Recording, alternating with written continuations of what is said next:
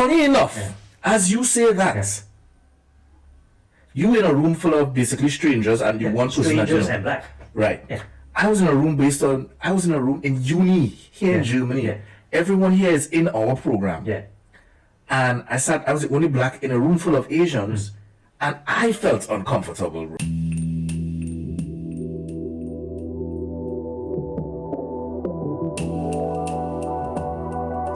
Check.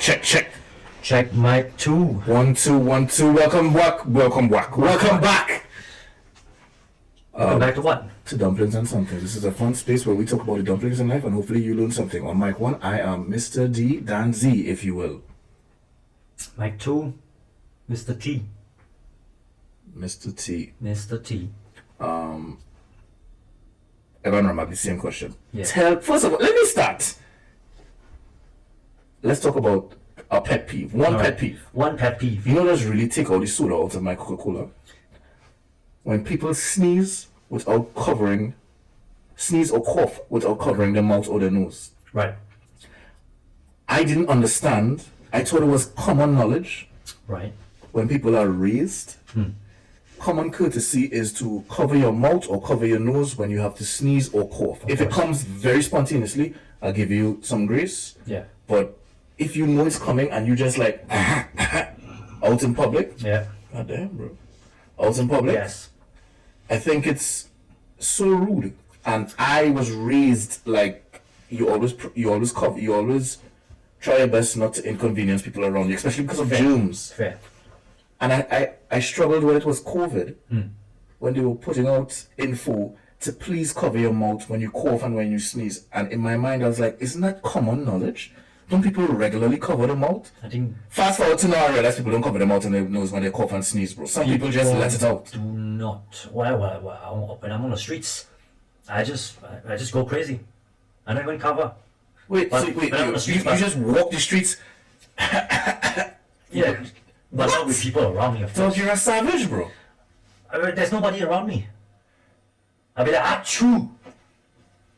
Okay, fair. With nobody around me. I mean, of course, with people within my proximity would have been rude, but I was on a tram this morning and people were just coughing right in front of me. I would be like this. People were just coughing right in front of me in the tram, like right there. That way, Drew.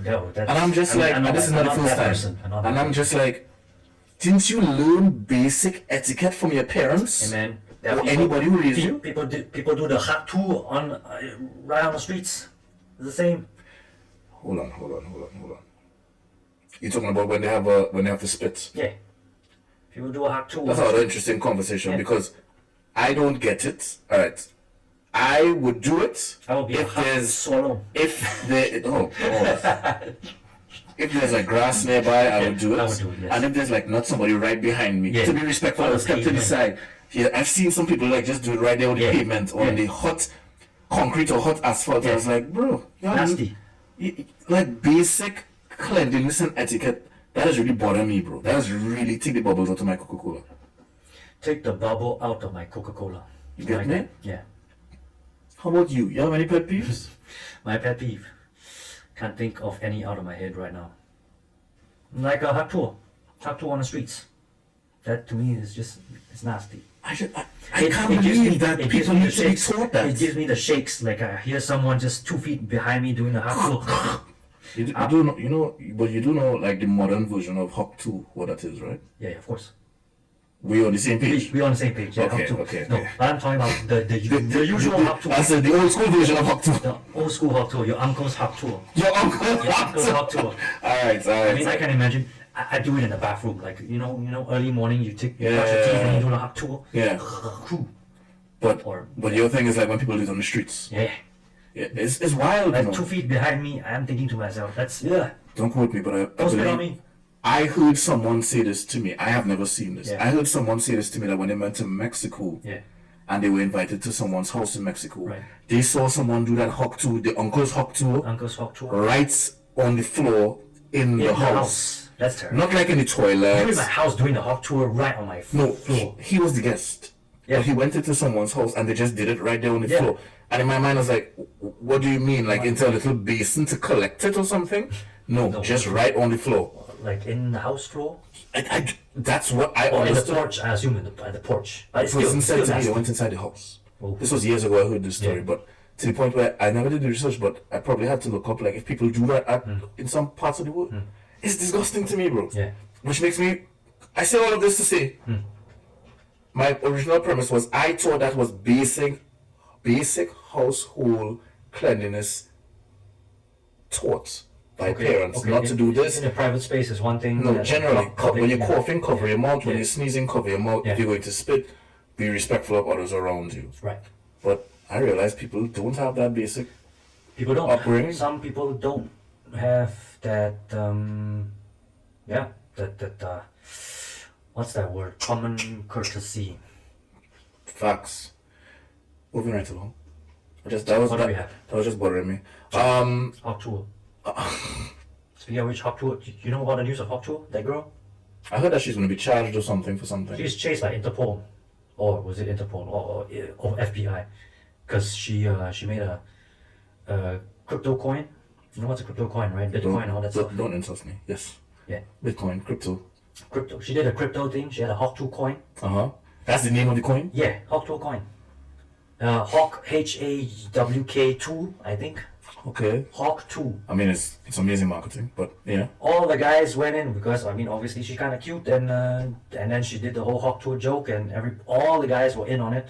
To buy the coin, to invest in the coin. And she pulled. There's a term in trade and market trading called pulling the rug. Basically, somebody stands on the rug, you pull it, and then it drips.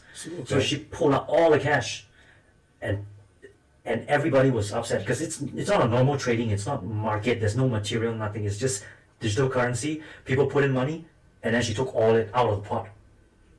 Can you imagine you invest in something and then the person who manages the fund? You think she actively did that? Yeah. Knowingly did that? Yes. That's She's going to scam said. these people? Yeah. I mean, obviously, whatever she's doing is a scam. Because she's basing off of a silly joke she pulled on in front of the camera and then everybody kind of... No. I get that she did the silly joke. Yeah. I'm talking about fast forward now after she's gotten all the followers, after she's become like in a business or whatever. Yeah. You think she's actively, intentionally She has scamming no people? clue in what... She's basically a college girl. She has no Could it just be her people? financial... Like some of the people that she's around that are doing things Or with that her her face and team, her her name? team. Yeah. Could it Her be somebody team. from her team set it up and it was bad? She raking in the money. I mean, if I was her, I would rake in the money too. I mean, it's her coin. It's like Trump making Trump coin. There's Trump coin too right now, and people are buying into Trump coin too. What do you call him last time we potted? You call him the trumpet? The trumpet. He the trumpet. Yeah. Yeah, I like how he spoke to Zelensky recently. That really took the bubbles out of my Coca-Cola. Yes. On one aspect, I mean, this is going to get us cancelled, so I'm not going to say all the views. Yeah. Moving right along. But regardless, it is a terrible discussion. I listened to the whole discussion. I watched it.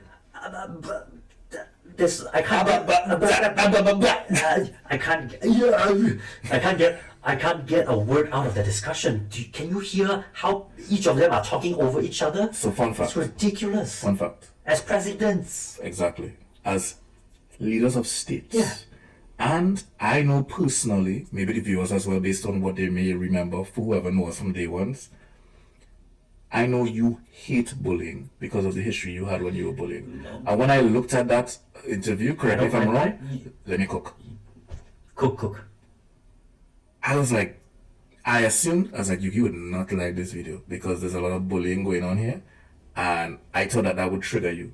I don't. And now that you came here and you was like, no one likes bullying besides the bully. There you go. But I mean, like, it was primary school playground bullying. Let me try to The sound antagonist, as you say, Yeah. and then the person who's being berated. Yeah. And I found it ridiculous. But moving right on, this is political. This is gonna get political. Let's not. Let's not. If you want to hear more about our political views, can you please subscribe, To our join, Patreon and to eventually. our Patreon. Eventually. By the time you hear this, most likely it should be out. With that said, Are you please sure? like and subscribe to all those who are listening. We really appreciate it, man. Stick around and And send it to your friend. Send it to your friend the other day. Send it to your ex. Send it to your ex. Send to your. Send it to your ex-ex. Who else? Alright. Send to your mom. Send to your dad. You know, send it to the ancestors. But anyway, yeah. I see we have some dumplings here, bro. Let's jump right into the dumplings. You bought us some vegetarian dumplings. I bought us some veggie dumplings. Yeah. These have glass noodles inside them. Inside of them. I've never had a dumpling with a glass noodle. I would never normally buy this for myself to ingest, but I was like, this could make good content. Yes, we might have to put a picture on it eventually. How about you to have your first bite? And tell me, actually no, let me jump in one time. I mean, maybe it's the sriracha sauce, but no, I like it. I mean, maybe it's cold now, but when it's hot, probably it's good. I like the taste. Actually, it's not bad. It's not bad. I thought because there's no meat inside it. Vegan friendly. Very correct. I thought it was because there was no meat inside it. It would be bland. It's seasoned well. Okay, that's actually not bad at all. I like it. Glass noodle dumplings. I mean, Korean style. Most importantly, it's just because I think the wrapping. 5 seconds. I think it's the wrapping. The wrapping stays intact very well after the steaming. Everything held together just nicely. I mean, dumplings are meant to be like that. So, I give it 7 out of 10. All right, bro. I'm neutral. You know, actually, I didn't prepare anything for today's conversation. I said, let's just flow with the go and see if it's anything on your mind. I did not. I sent you a video recently about why don't Asian people commit crimes. Did you watch it? Yes, I watched it just today. So for those of you listening, I found this YouTube page it's called The Elephant in the Room. And for those of you who know Mr. D, I like to just research random things because sometimes my brain just goes on these things. And there was a topic of why don't Asians commit crimes? And the first thing I thought about when I saw the title was, but they do Less crime. They do less crime or whatever. Sorry, I stand corrected. But I was like, but they do a lot of, I assume, financial crime. And then I watched the video, and I learned that I've heard you say this often, like it is a shame to your family or disrespect to your family. You said that in general conversation. There's honor and dignity. Honor and dignity. Yeah. And I was just like, yeah, you don't want to disrespect your parents. But I didn't know how deep that goes in Asian culture. Like, you cannot be dishonorable to the entire lineage. Every Asian kid that watch Mulan, you know there's a topic of Mulan. You know there's a topic of dignity. Yeah, but for example, like when they talk about shame in this video, like Asian people feel shame so deeply. Yeah. More than, for example, Americans who are just like whatever. Yeah. But that shame goes deep into different generations. To your grandma, to your grandmama. Yeah, even to like your future kids. Yeah. Because people will know of shy. Because parents still shame their kids. Yeah. I didn't know that because of the shame factor in Asian households. It's almost like you never want to shame the history or the future generations. And obviously, very, very good. There are 2 parents in the household that are always looking at the child and making sure that the child is productive and not doing something foolish. As compared to the running joke that black people, there's no father in the house. Yeah. There's always a mother. That's more like American black, by the way. Or a white person single household. Yeah, but let's not more. I mean, we can run these statistics now. Yeah. There's always like a black household. But the running joke is the black person. Yes. The dad who went to get milk and never came back, or he only comes back when. Or the white dad that goes take a smoke and never come back. I think that's another one. That's the alternative. I think that's what from some comedy somewhere. Okay. Yeah. To the point where actually when I used to see that joke, I didn't even understand it because I grew up in a nuclear household. My mother and father was there. But funny enough, to me that is normal. Yeah. But when I started high school, and I met friends, and they told me about how I have a significant amount of friends, close friends, that grew up in single parent households. Okay. And that is when it hit me. Right. Like, whoa, this single parent thing is a thing. This is when I was a teenager. Right. Because growing up, all I knew was mommy and daddy. Yep. So right? And then I found out on social media, it's a thing. Yeah, the father went to get milk, he never came back. I was like, And for example, when I lived in Jamaica, it's known that Jamaican men are promiscuous. I've met a lot of Jamaicans who have fathered multiple children. Yeah. As in, like that's how media portrays it. My friends tell me that they have brothers and sisters, but it's half brothers and half Same sisters baby because their dad is a Rolling Stone. Yeah. The Trinity man has Rolling Stone too. Yeah, I believe so. Yeah. I mean, well, no, I wasn't talking about just Jamaican. I'm talking about just black people. Yeah, black people in general. Because the word baby daddy, I think the word baby daddy is used very often in media and shows and whatnot. Black culture for sure. Yeah. So yeah, back to the original question is that I've learned that in Asian culture, shame is a major deterrent for crime. Yep. Obviously, two-parent households, and I would like to hear your point of view. Which in some way is good. I think some good amount of shame is good. Because one person that knows no shame,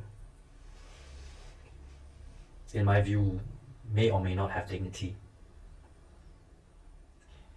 Meaning, honor, honor to a good character.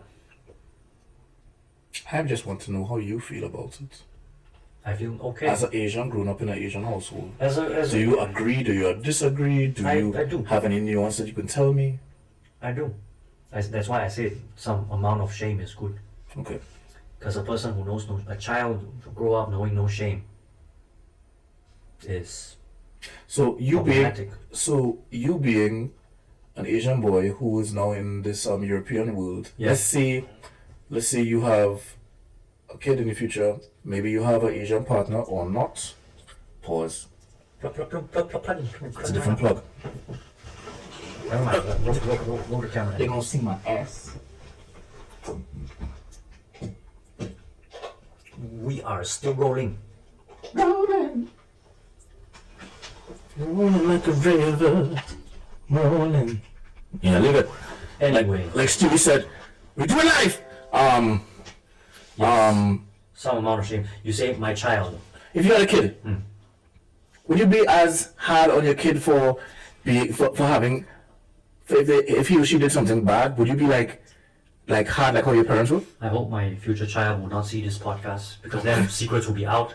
I will still shame my child, but in a more neutral way, like throwing shades. Like how modern days people throwing shade at each other, not saying it directly, but kind of shame that person.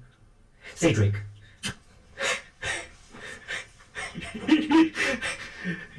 That kind of. Like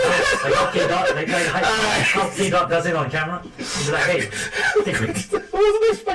I heard what I heard.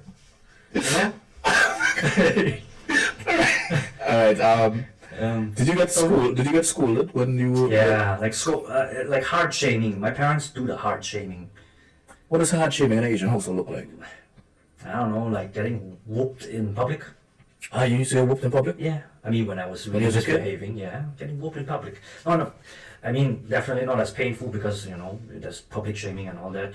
So my parents would still whoop, but quickly. Bro, I live on this 50-50 But I will be shamed. My parents be shamed in public too because they get seen whooping their own children. Disciplining the kid. Yeah, but that's hard shaming. But there are types of shaming where, if my child does something shameful and then I will be outside just, saying it. I gotta word it out nice, well enough that it's not verbally abusive, but also kind of shame my child in a way. So you're saying that you think you'll be a tough parent? I'll be a tough verbally, like. Okay. Because we're in an age where you can't whoop your child. Yeah. Oh, let's hope you're not too verbally abusive. I'll be like, hey, my child shit his pants, or whatever, Oh, you want to embarrass the kid? Yeah. Oh, why? Alright, pause. I would like to hear this. I would like to. Let me see if I could.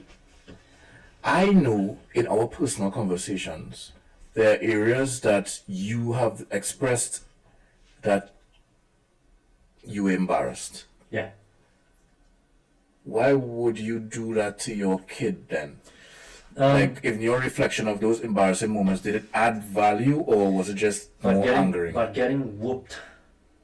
So there was a lot of physical elements to that shaming. But, we're in an age where you can't physically discipline a child, then verbally would be the way to go, I think. That's just how I see it. In one way of disciplining, it has to exist because there's no discipline. There's a problem. No, don't get me wrong. I'm not talking about no discipline at all. Yeah. I'm talking. You said embarrass, so I just want to know, like, there's certain levels of embarrass. But if you like get everyone to focus on your kid. It kind of almost sounds like you're gonna bully your kid. It's like if my kid continues to misbehave, I say, hey, look, we gotta come to a negotiation. If not, I'll embarrass you in front of your friends. Okay, so a warning. A warning, yeah. Okay. I'll be like, hey, I want to level with you. I had a podcast. I heard a podcast with from Trevor Noah. What now? And he talks a little bit about. Trevor Noah, if you ever hear this, we would love for you to be. We were there for your show too. We were there for your show in Stuttgart. We would love for you to be an episode guest on DNS. That would make my life complete in my podcasting world. Nah, but I mean, he definitely has. He's actually like my number one. He has discussions on a very, very, very. I don't want to say deep, but just very extensive discussion. Excuse me, I would like to just say this to you and to the rest of the world listening. I can go deep. Pause. I can go deep. I know. Respectfully. I mean, for him, it's more deep in a sense that they are extensive to his experience. Very, it's. I guess I would say he words it out in a very storytelling way. Yeah, Trevor does tell good stories. I think I think that's the characteristic of a good speaker. Yeah. If you can paint a good story. Well. That's why I like Biggie Smalls so much. Yeah, when he raps, he tells a story. People love to hear stories. For sure. Anyway. But that podcast he talks a little bit about links right here. He talks a little bit about his communication with his younger brother. Yeah, I listened to that one. You listened to that one? Yeah. About the dishes, running with the dishes, and then he dropped it, and then... Maybe I didn't listen to that one. That was the last 2 episodes or 3 episodes. I remember an episode of Trevor talking to his younger brother, and his younger brother kind of being disassociated with the way that the mother raises the younger brother, as compared to the way that Trevor's mother raised him. Like his mother has gotten softer. Okay. So Trevor's younger brother is like 10 years younger or something, or 11 years younger. Yeah. And I could see, like, my parents, I'm the first child. Yeah. I was scolded way more than my younger brother, who's just 3 years younger than me. Yeah. But he was scolded way less. So in my mind, in my eyes, that boy spoiled. So when Trevor said his mother has changed in the way that she disciplines his younger brother, I kind of understood. But that's not what you're talking about. That's an audio episode, but this is between his interaction with his brother. That he somehow finds himself in the shoes of his parents when he was communicating with the younger brother, telling him he should not be running with the dishes with so many dishes in hand. And he told him, but the younger brother doesn't listen and still went with it and broke something. And then Trevor was frustrated, was irritated, and started to yell at the younger brother and couldn't stop his frustration. And then the younger brother kind of agreed halfly and then went off and come back with an argument, says try to reassure the Trevor's frustration as to why he was frustrated the way he is frustrated. He basically is trying to make sense of it, but in a very emotionally stable younger brother. Where am I trying to go with this? The original premise was I asked you if you would embarrass your child, and you said, So Trevor was embarrassing. He was projecting his frustration, really, really shaming the brother. But the brother kind of came back in a more emotionally intelligent person to question his projection, his outbursts. So my parents had outbursts, but I would try not to have that kind of outbursts towards my child to publicly, shame. There's just like how I say there's shades of shaming. I do a shade, but I will not, I will not choose. Not like direct, like public humiliation, like hey Drake. Yes. Okay, not public humiliation. Like hey Drake. Okay. Yeah. How do I say this, bro? I remember at this moment in time, like I guess we're gonna talk about disciplining. Yeah. I was beaten, but not like you got the belt. You got the belt discipline, bro. I got belts. I remember one of our episode. You got the what's his name, Robert. The Robert Freeman treatment. Yeah, for sure. My dad used to say, "Go and choose your belt," and my brother and I would be choose your belt. Choose your weapon. You'd be like, choose your weapon. So we came down to a agreement. My younger brother and I. Thicker belts is more surface area and it's actually less pain. Okay. Thinner belts, Yeah, I think it applies to every weapon. you know, it's like pressure. Like my parents with our cane, our we call it the Walking stick. not walking stick. It's in my language it's called rotan. Rotan is it's kind of vine. It's a kind of Yeah, vine. it's a cane. But it's not rigid. It's flimsy. Ah, okay. So it's bendable. When it hits, you can hear it. You know. Yeah, so the thinner it is. You know, our Caucasian listeners who listening to this, they would be like, "This is abuse," you know. But I guess they just didn't have the weapon. they didn't grow up in that time, and they didn't grow up with that exposure. Our American friends probably would have different weapons. But I do think, honestly, with all that said, even though I think I turned out into a respectable young man, there is parts of me that really hated that type of disciplining. And I think, I can only say this now because I'm not a parent, but I think I would try my best not to enforce I think some type of standard in that way. I think that would be my last choice of discipline. that would be last choice. I would have to think. I think that's the problem now. Our parents weren't thinking of other creative ways. I would have to think of other creative ways And they couldn't- to discipline a child, but not like have them grow up resenting. Like there's certain things, I'm not going to talk about it because it's too dark, but yes, I'm like I told you, I remember I used to want to run away. Yeah. I used to want to I pack my ran dog. away. You ran away. Yeah. I wanted You wanted to run away. my dog, Yeah. and my bike, and my father's credit card. Even though I didn't know how it worked, I knew you put it in the machine I had and a the money duffel comes bag out. and walked. You had go. I never actually left. Where would I go? I didn't run far. I went to my grandma's. Yeah, I don't know where to go. You go somewhere and then the mosquitoes send you back your Damn right. send you back Damn home. right.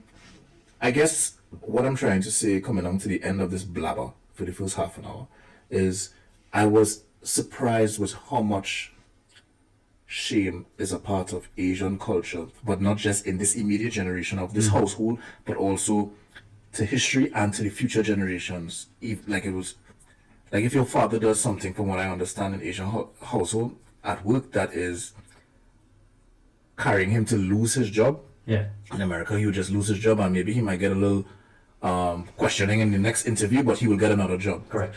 But like I hear, Or through that podcast or video that you saw. yeah, but like I hear, like if he does something shameful, depending on like if it's something that Americans would consider minor, but in Asian culture they would look at it like, yo, I think you got your the kids wrong would be message also from that video. That video was talking about how people in higher places, like politicians or CEOs that did a shameful thing, had Yeah, had they an said that. affair with somebody, an Asian CEO and an American CEO. The Asian CEO would have been barred, like blacklisted, and then meanwhile this American CEO that had an affair with his secretary. I still did goes not on. have sex with that No, woman. oh my- Yeah, Oh, that was the biggest Who was it? scandal. Bill. Yeah. Yeah, that was the biggest scandal, bro. Oh, I guess we'll never know. It was. I think it was proven. It was debuggled. Yeah. Are they still up there? Bill? Yeah. I mean, he's Still past on- cabinet, but Yeah, but still on high tables. that's what I mean. Like Americans would be Yeah. like, all right, Yeah. dust under the No rug. shame. Yeah, dust under the rug. No, they would bring it back up if he has to ever go on any type of podium to speak. Yeah. Social media will go wild. Yeah, for but sure. you know, So I mean, in some ways, shame does stem deep in the culture. In some okay, ways. I get you. So that really makes me think. Yeah, actually, Asians are very communal in this sense. Like I won't call it hive mind, but you know, I do at have least a- everybody could judge this person, and this person kind of had to accept it. So I was listening to another podcast. Yeah. Shits and Gigs. Shits No, and Gigs. not Shits and Gigs. Sorry. No Chaser. No Chim Chaser. Tantaransu, Nikki Blades, Tim Tantaransu, Nikki Blades, and Ricky Chops. Yeah. And they were talking about being in different spaces with different ethnic groups. Yeah. Right? I can't remember the episode, but Ricky, being black, was talking to Tim, like whenever they would go on tour to like Australia or stuff or any Asian space. Tim's Asian followers, because Tim is Thai, when they realize Ricky is cool, Yeah. then they would like to want to hang out with him, and then they want to ask him the traditional stereotype black questions, you know, Yeah. about fried chicken or whatever. Yeah. But he said his observation is whenever he's in an Asian space, they always kind of avoid him until they realize he's cool and he's not going to rob them. Yeah. He said that. And when they realize, oh, he's cool, then they want to come and ask like stereotypical racist questions in a joke. Yes. I've seen that with you. Because of ignorance, not racist. I've seen that with you, not to me, but I remember like sometimes when we would be walking through Central Station, you said you noticed that like there's some black guys that always hang out in one area, and you get somewhat uncomfortable. And I asked you why you got uncomfortable, and you feel like because of their size, you feel like maybe you're threatened for your security, for your safety. Yes. So is it like Asian people are really afraid of black people, like they're gonna rob them or hurt them? But let me ask you this: when you walk past these unfavorable spaces, and then you see them, how do you judge them? I get it. If I walk past a group of black guys, if I walk past me, sometimes in a ghetto area, my demeanor is also always like, don't F with me. Yeah. Unless you really speak to me, then I'm like smiling and talking. Yeah. But like my resting bitch face when I walk around is always present. Yeah. I'm not gonna lie to you, I would also feel a bit uncomfortable. You get it? Yeah. Just as this is the same as I to some bunch of Asians back in Malaysia in the ghetto area. You would. I would feel the same too. Because when Ricky said it on the podcast, I was wondering, do Asian people just look at black people like they're gonna rob them? I don't think so. I think it's just your physical prowess, because generally black people are bigger, kind of stereotypically. So it's not like. So there's an intimidation. Yes, I mean, if I see a black person next to me, alone, I don't have an issue. But I am seeing a group of black people in an unpleasant, unfavorable space. Of course, I have to hold my guard. I would hold my guard as well. Yeah. Or if I am in, because of my parents, they experience a pickpocket in Italy. If I am in an Italian country or a city with Italians, rugged people, rugged looking, full of beard or mustache, in an unfavorable space, I will see them the same too. A group of Italians or a group of whatever race that is to me, I think. Yeah. But the thing is, I will not deny this as well. I have a stereotype because over here it would be, in the ghetto area, in unfavorable spaces, you have blacks, you have Middle East, and that's basically it. That's basically it. Yeah, and that's the only association you can make. I mean, I'm sure they're pretty okay. The stereotypes live there. I'm sure they're pretty okay with less favorable circumstances in their life. But we cannot deny that anything can happen. I mean, there's also these gypsy, I don't know if that's the right word, I don't know where they come from. On the way I actually don't know what it is. I call it disclaimer, the stereotypical internet definition of gypsies are Romanian gypsies. The nomads. Okay. I didn't know what it was. But that's my ignorant self from what I hear, from what I read online, that these are just wandering Southeast Europeans. I would say that. Continuing. And they are also there on our way to the central station.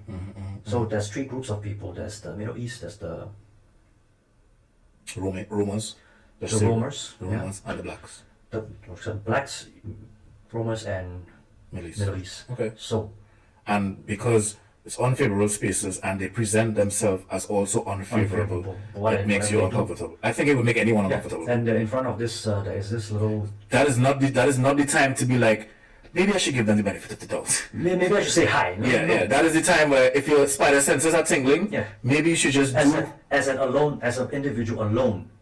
There's no way.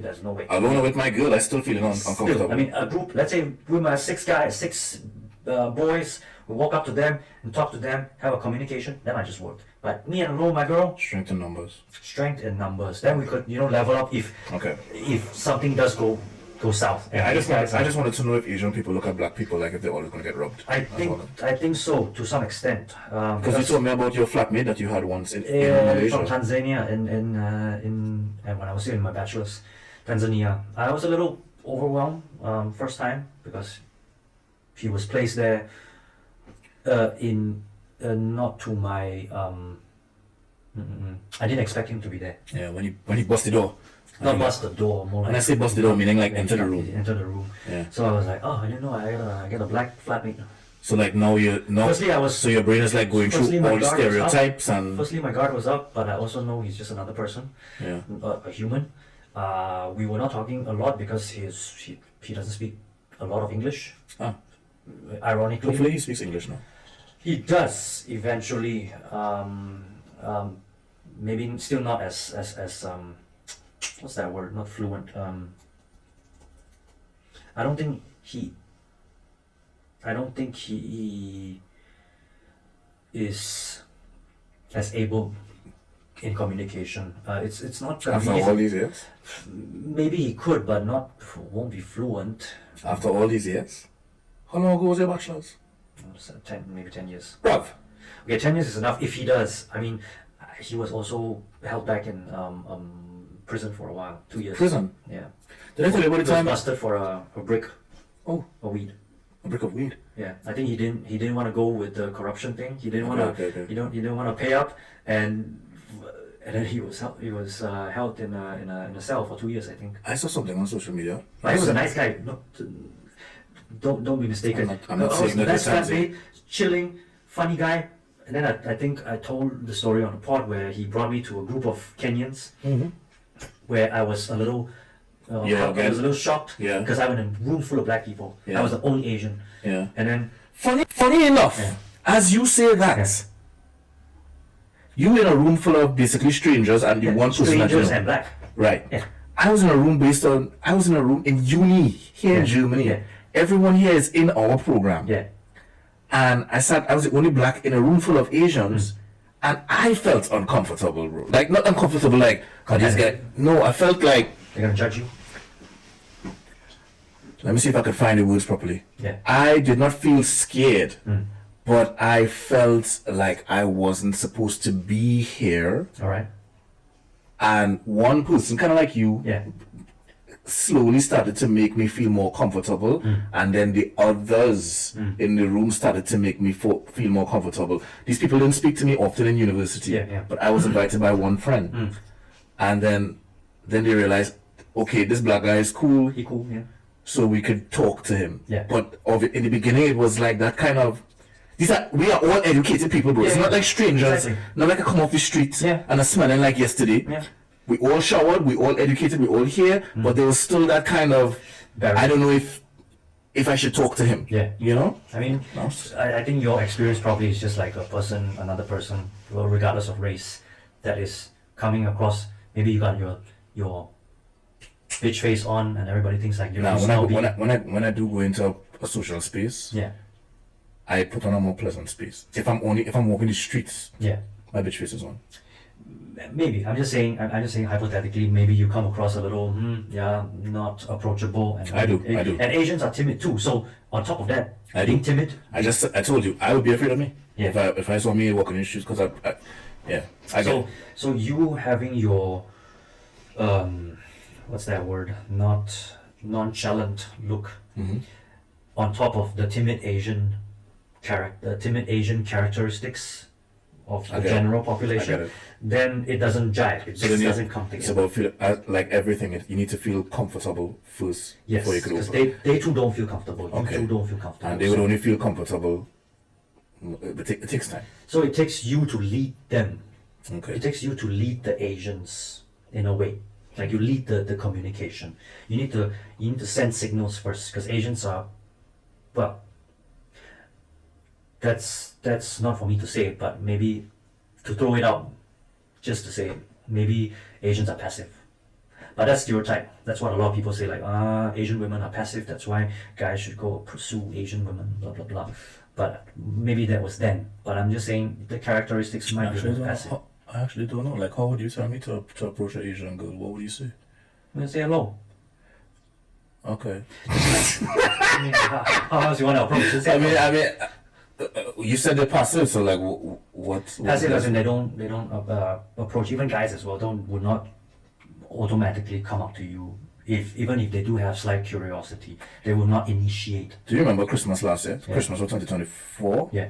We went to the club Christmas. Yeah, that's a thing in Germany, guys. Yeah. We went to the club Christmas night. You and I and Teddy and some friends, right? Yeah.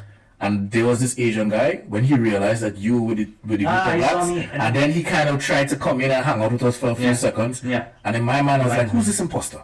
And then, I think thought I was Korean or some shit like that. He was Korean.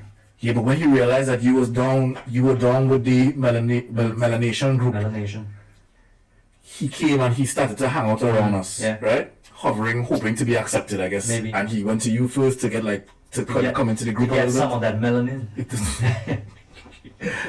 So I say that because I see what you're saying about the stereotypes. Yeah.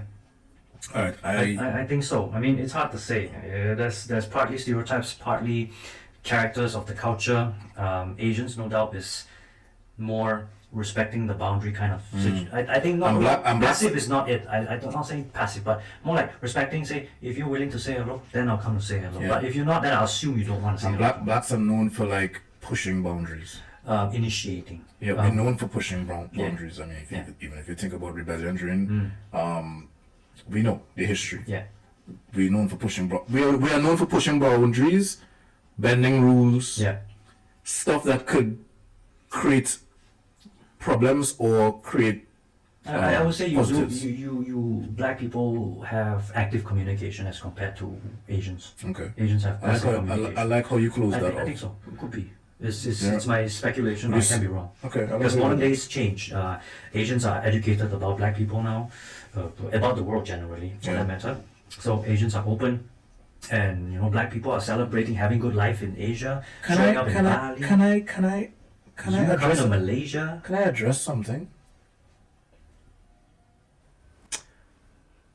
I would meet Asian people on this side of the world, and we would have a regular conversation, right? Yeah. And then you hear stories about like when someone who looks like me goes to an Asian part of the world, right? And then the people who live there, the locals there, are breaking personal space to touch this foreigner, touch their skin, touch their hair. Yeah.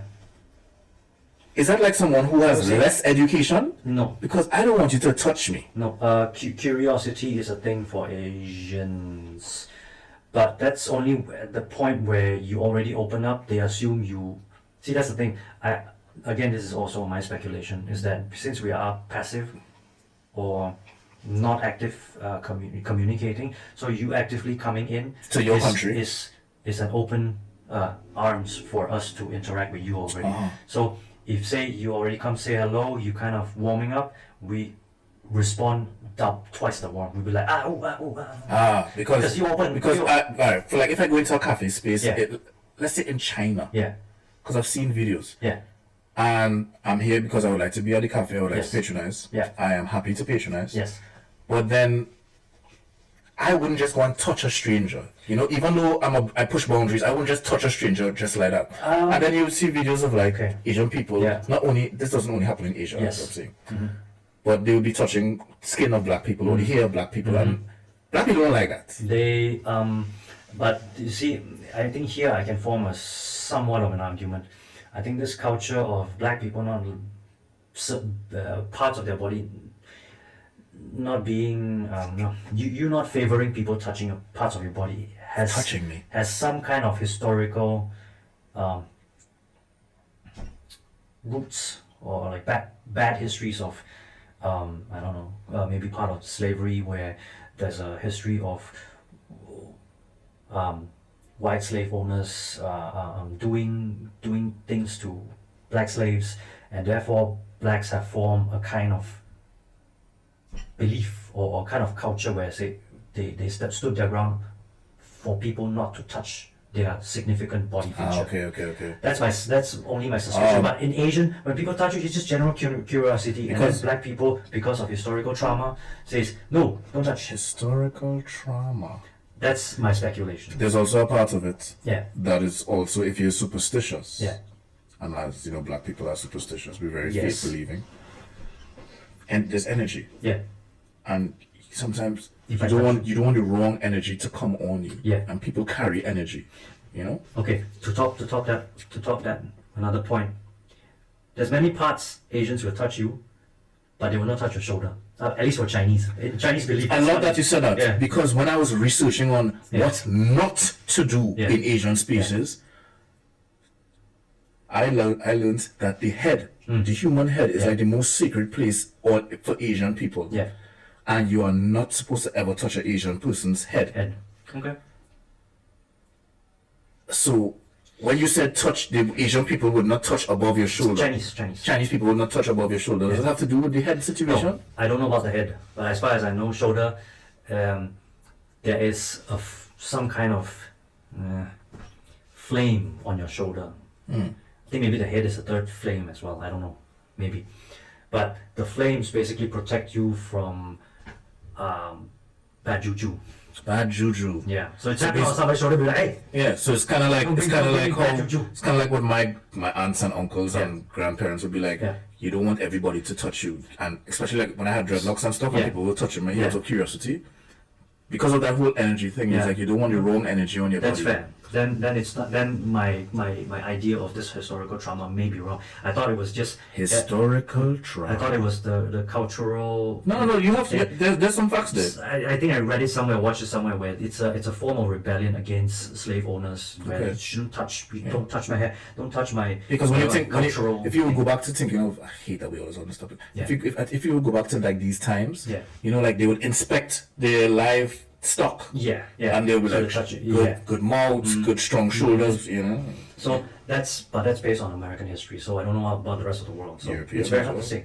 It's very that's based on just how I observe, what I know, what I briefly read online. Yeah. Okay. But you might be right. It's juju thing. I mean, Chinese got their own parts where it can't be touched. Right? Yeah. Juju. Like, okay. So maybe in your case it's also bad juju, and Asians don't know which part of your body that can't be touched that will bring you bad juju. So I just again coming full circle to like when I said about people sneezing and coughing and not covering them out. Wow.